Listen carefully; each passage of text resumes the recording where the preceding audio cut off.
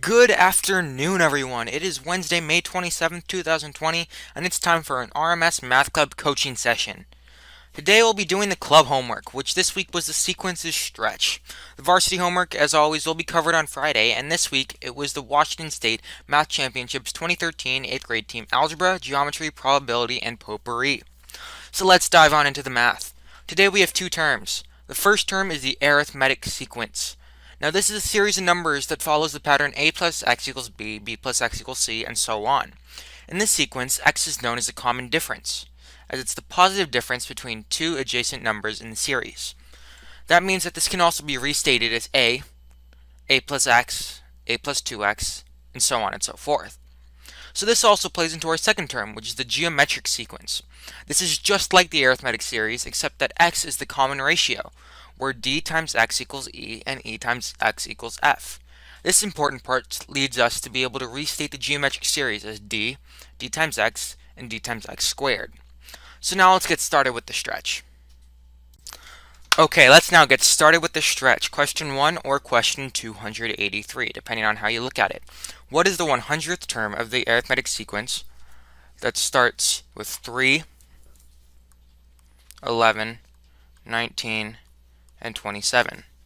So this, what we can do with this is we can be like, well, we have the first four numbers.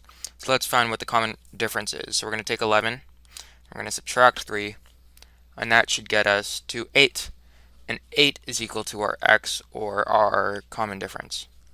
So from this, we can then be like, oh, well, we have 8 as our common difference. What? And you might be like, what does that mean? Well, this means that we can multiply it by however many terms there are if we get the zeroth term, and then we can get to the 100th term. So the next step then in the sequence of logic is we got to take 3. We got to subtract 8 from it, and that's going to get us to -5. And that's equal to a of 0, or our 0 term. Now we have to find what 100 terms would be, the 100th term minus the 0th term, and that's pretty much just by doing 100, or 8 times 100. And that's going to get us to 800. So now 800, we can just add to the -5, so plus -5, or, just that. And that's going to get us to 795. And that's your answer to the first question. But hold your horses. That's not all we have. That's not the only use for that. Because question 284 is, what is the sum of the first 100 terms of the arithmetic sequence? 3, 11, 19, 27. That's the same exact sequence. So what we can do is we can be like, hey, we got term 795, or term 100. We're going to add it to term 3. Or to term 1. And that's equal to 3. And we get 798. Now, what do we do with this? So we have 798, and this is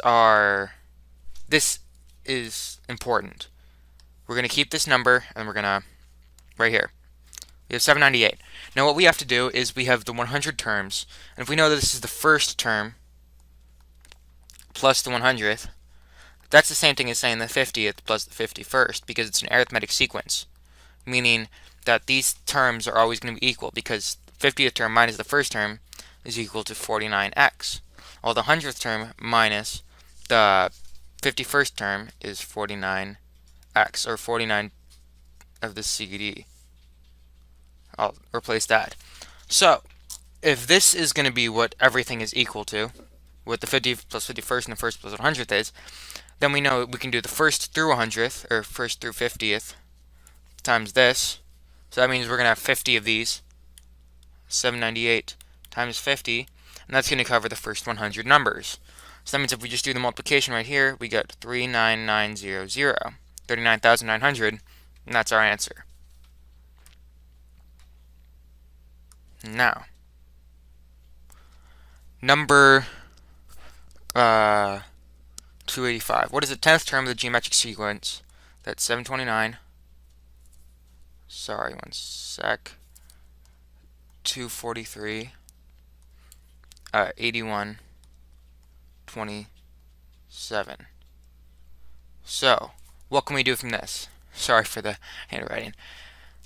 We have Well, once again, if we go back to our geometric sequence thing, then we know that 729 divided by 243 is going to be equal to 3, and that's our common difference, or common ratio. But the problem with this is that it's not our common ratio, it's actually our common divisor, meaning that 729 divided by 243 equals 3, which means that our common difference is actually going to be 1/3.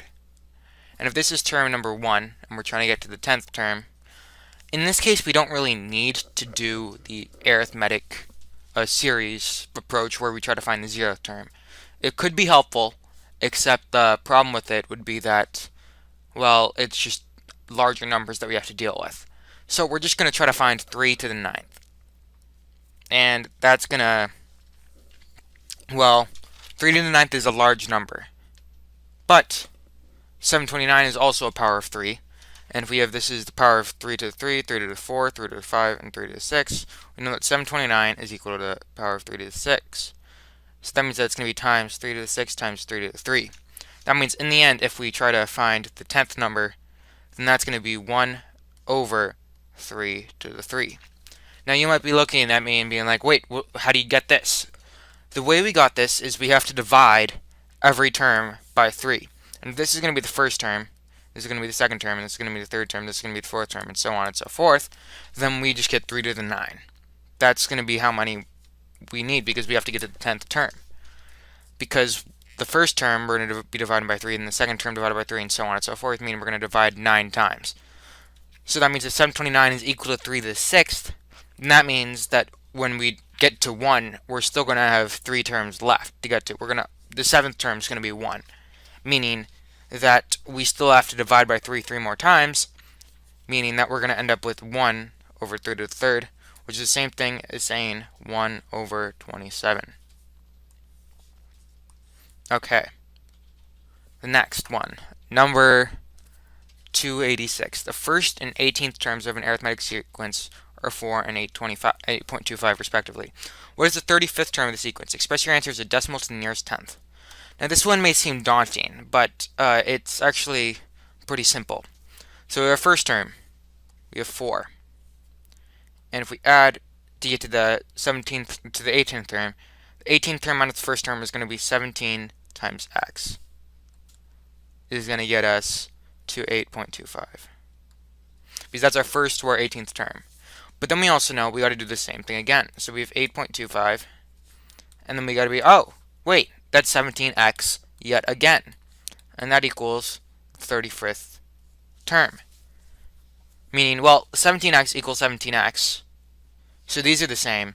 So that means that 8.25 minus 4 equals the 35th term minus 8.35.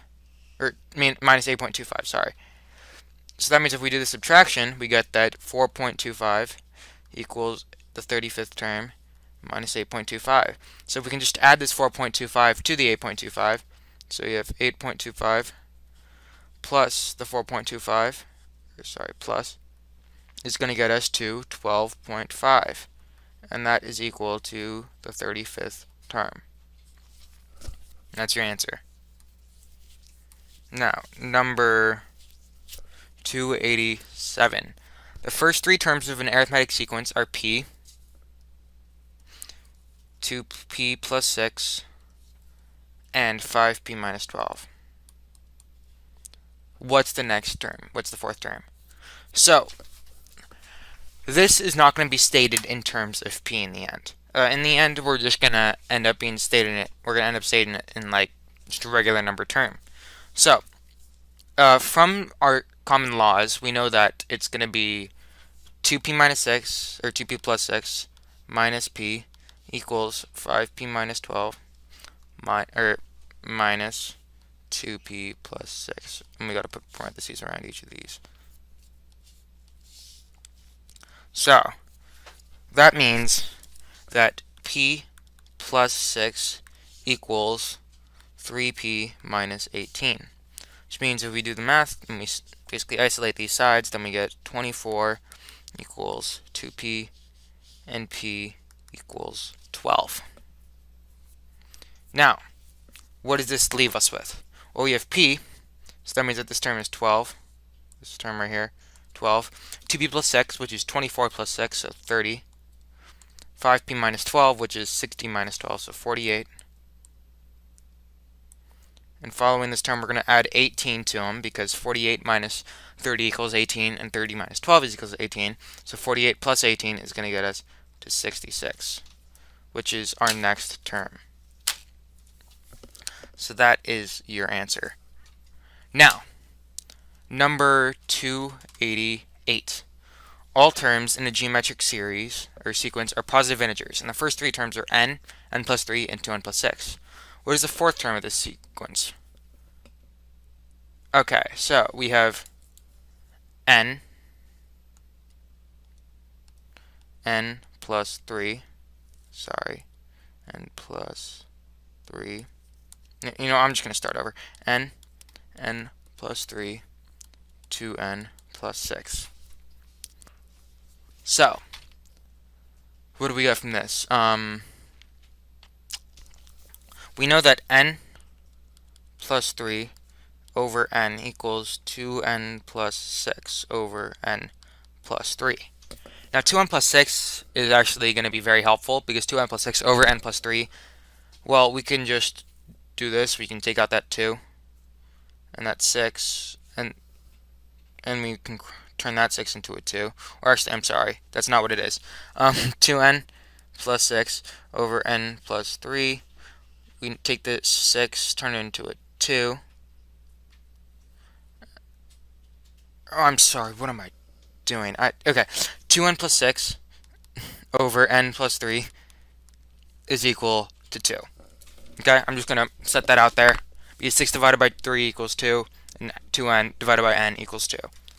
Just let that be. It's very important.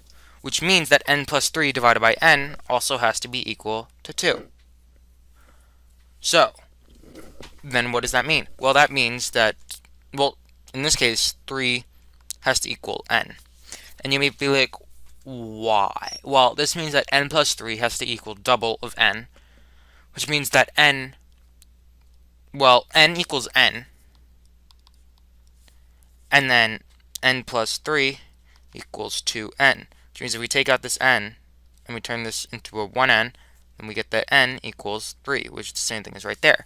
Which means that if we're going to be multiplying it by 2 3 times to get to the fourth term, then we just get 3 times 8, or 2 to the third, and we get 24 to be our answer.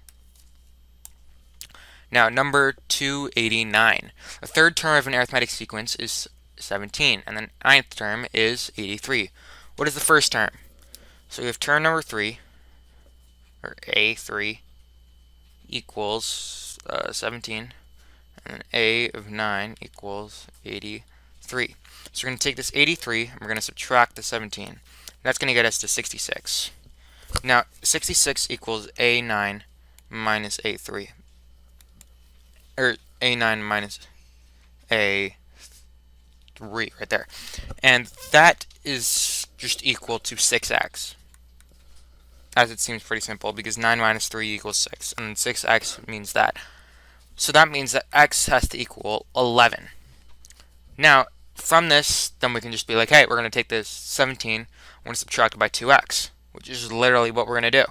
Take the 17, subtract it by 22, and then we get negative 5. That's our answer. Number 289 is negative 5.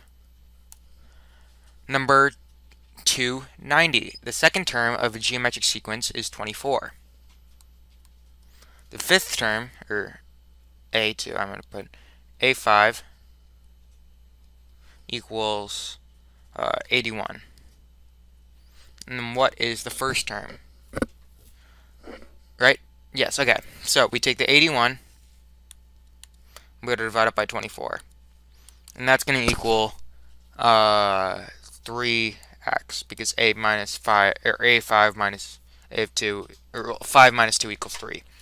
So that means that 81 minus, or 81 divided by 24 is 3x. Or, I'm sorry, no, not 3x. It's x cubed, x to the third power, because we're going to be multiplying it, not adding it. So, 81 divided by 24, we can take 3 out of each side. So we're going to get to 27 over 8. And that's kind of it. That's it. But the great thing about this is that it's a cube. Each side's a cube, which means that 27 over 8 is equal to 3 halves cubed. 3 halves then, if 3 halves cubed equals x cubed, then we know that x has to be equal to 3 halves. Now, what can we do from this? Well, we have to get the first term. In the first term, we're just dividing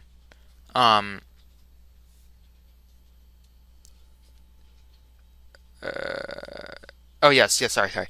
We got to divide 24 by 3 halves. So 24 then, the same thing as dividing by a fraction is multiplying by its reciprocal. So we get 24 times 2/3 is equal to 48 over 3 is equal to 16. And that's your answer. Number 291. The sixth term of an arithmetic sequence is 24. What is the sum of the fifth and seventh terms? Okay, so this one is actually pretty interesting. Oh, we have, well, okay, I guess it's kind of interesting. We have 24. That means that the two terms around it are going to be 24 minus x, and then 24 plus x. And if this is the sixth term, a6, and a5, and a7, well then we don't really need to know what the difference is if we're just trying to find the sum of the two surrounding terms.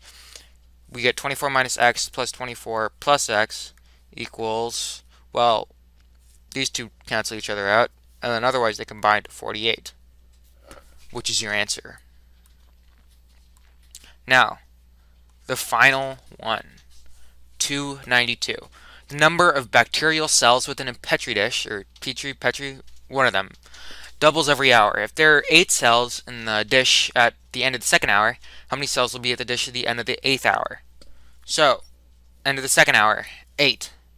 That means we can divide it by 2. And we get to the first hour, which is 4. And we're going to take this 4 and we're going to divide it by 2. That's going to get us to the beginning, and that is 2. That means that at the end of the 8th hour, there's going to be 2 to the 8 times 2 equals the end of the 8th hour, or a of 8. Because 2 is equal to a of 0. Which means if we take 2 of 8, or 2 to the 8, and multiply it by 2, we get, well, that's the same thing as saying 2 to the 9th. And 2 to the 9th is, if you do your quick maths, you get 5/12. And that's actually your answer. So I'm going to go into a bit more of an explanation for this one. So we have the 8 over 2, and we're pretty much starting off with a of 2, which is 8.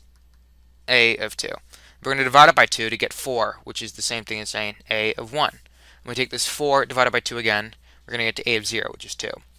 And now, because the geometric series, once again, it's pretty much just x to the certain power, that means that we take the 2 to the 9, or the end of the 8th hour. Yeah, because the end of the 8th hour is going to be 2 to the 8 times this original a is 0, because it's doubling every single hour, which means after 8 hours it's going to have doubled 8 times, which is 2 to the 8.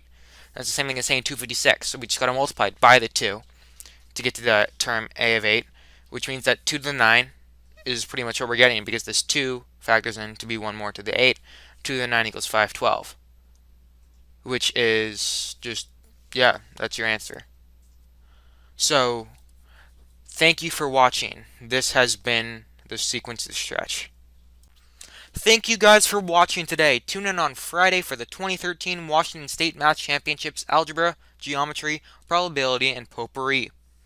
And as always, stay counting.